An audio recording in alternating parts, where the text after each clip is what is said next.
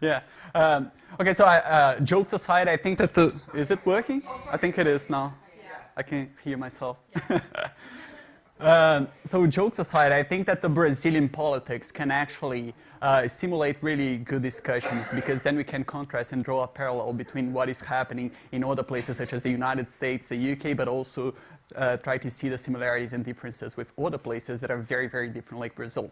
As people don't really know much about Brazil, I decided to start discussing the political I decided to start discussing the political regime in Brazil by showing one characteristic that is very persistent. Change happens very smoothly in Brazil. Very, very, very smoothly.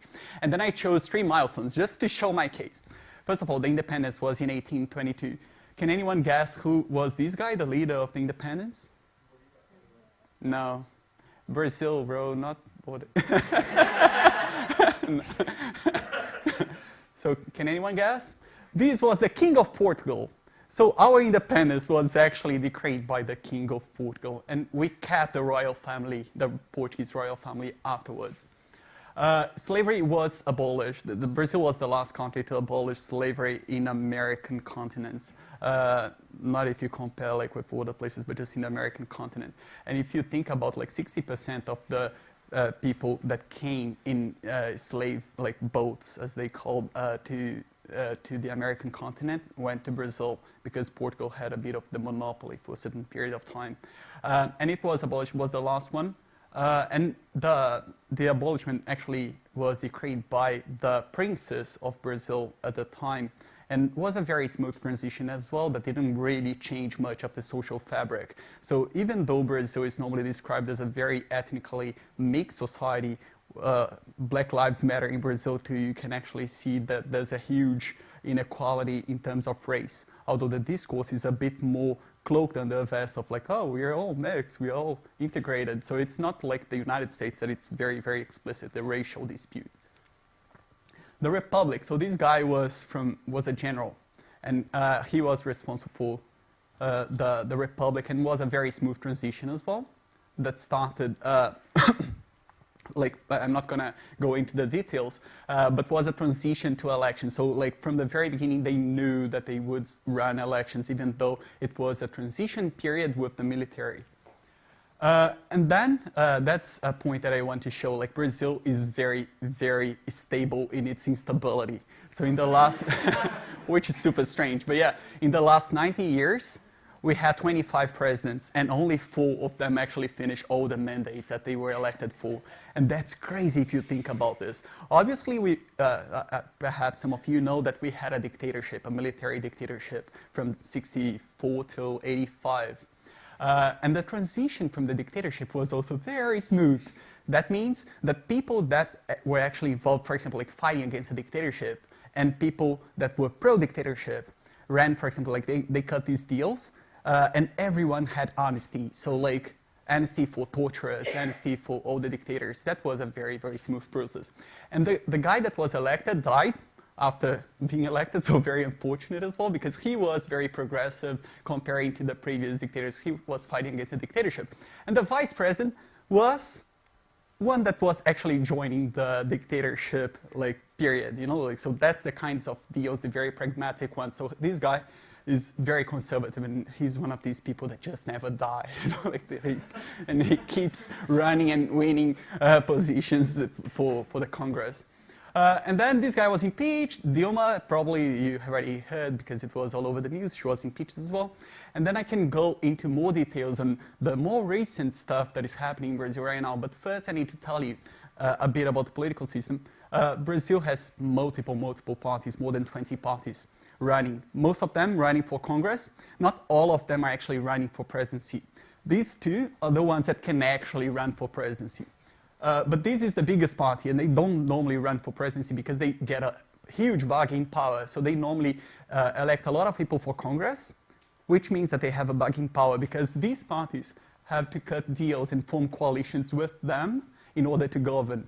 And these coalitions are very pragmatic. So this party was actually, like, the origins are traced back with people that were against the dictatorship period. But now you can see people that were pro-dictatorship and against dictatorship. That's the kind of reality in Brazilian politics, which is kind of super crazy. But these two parties are very similar. Although they, like this one, the Labour Party, Dilma belonged to the Labour Party, had a more leftist discourse, whereas the other one has a more like center-right discourse. Discourse doesn't mean that the reality is actually like this.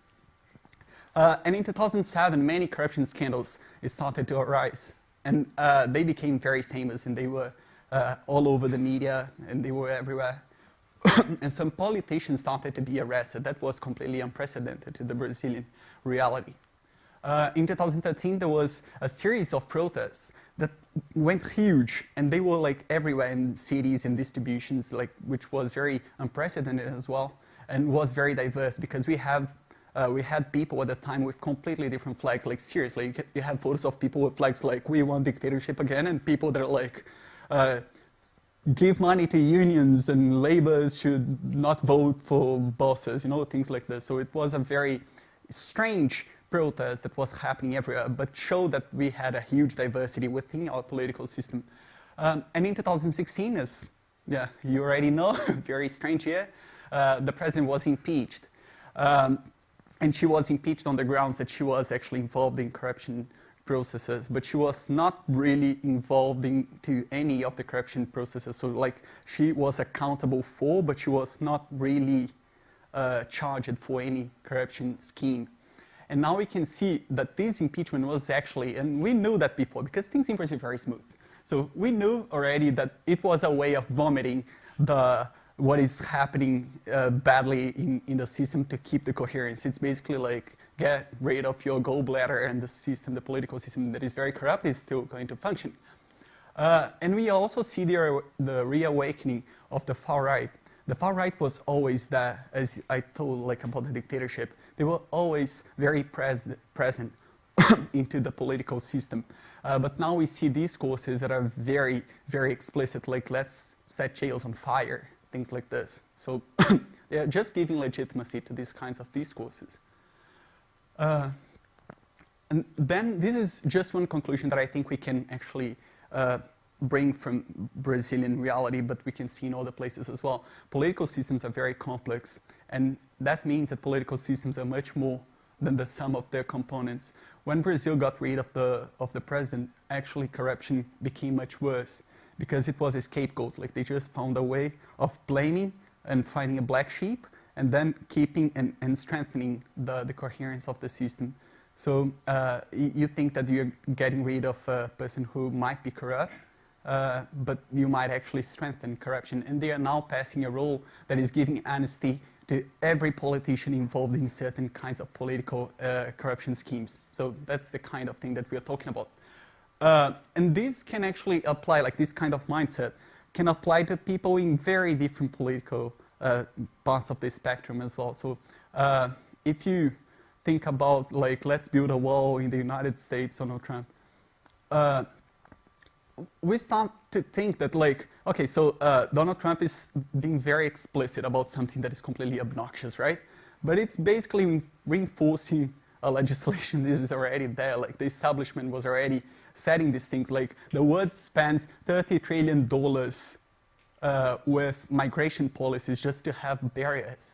And that's crazy. That's the very establishment. But the reawakening of the far right is happening. And we can see discourses coming up and being very explicit.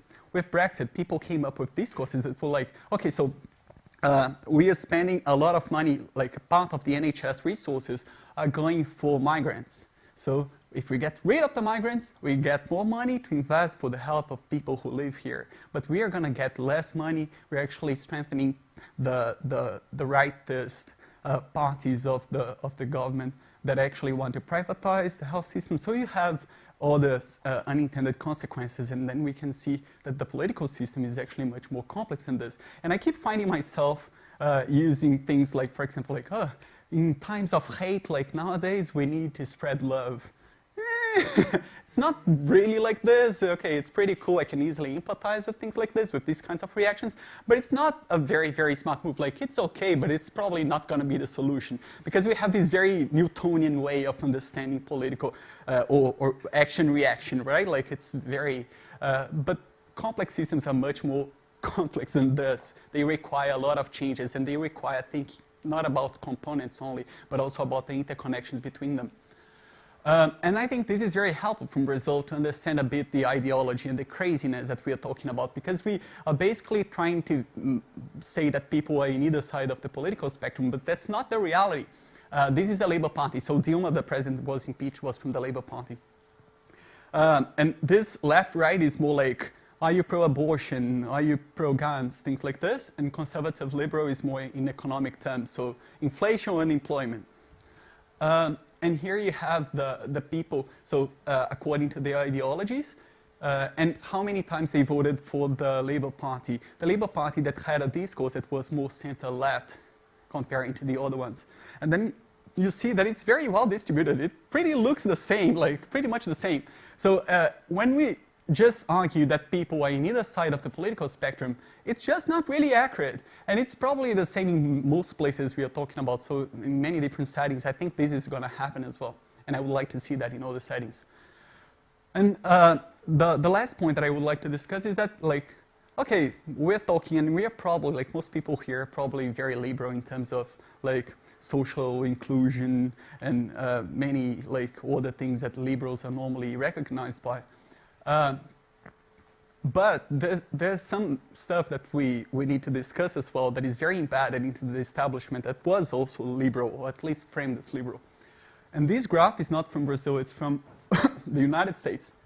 I don't know if you have already seen this before, but I think there's a matter of perception that we also need to discuss in order to understand better what is happening in the political systems in many different places of the world. So this is what Americans think that the distribution of income is. Okay, so that's what they think. It's just like perception.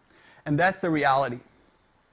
So it's pretty different from what they think it is. And I think that is also going to happen in most places we actually check data. And if we run this for Brazil, if we run this for the UK, I think it's going to be very similar. Obviously, inequality varies. But I think people have very different perceptions about distribution of wealth. And if you see, like, normally, and I'm talking about a historical perspective because I don't really know about what is happening right now, because in the United States, there was like a racial component. In Brazil, it's not that much racial. It's more like income, and yeah, so there are many things involved here. But historically, we have the far right, this starts awakening and actually making changes, and normally people in this part of the distribution of income, right? Like middle class, upper middle class. And if you see the difference they think they have in terms of income to the poor, it's much less than the reality. So they think they are very different in terms of income to the poor, and they think they are much closer to the rich than they actually are. And I think there's something here, because if we're talking about a society that has an American dream that is not only American, it's everywhere, people can actually empathize with people here at the very top, but they think they're very different from the ones lagging behind. But they're also lagging behind. So obviously they have, like, privileges and historical privileges, but it's not just naming and shaming people here. So yeah, that's it.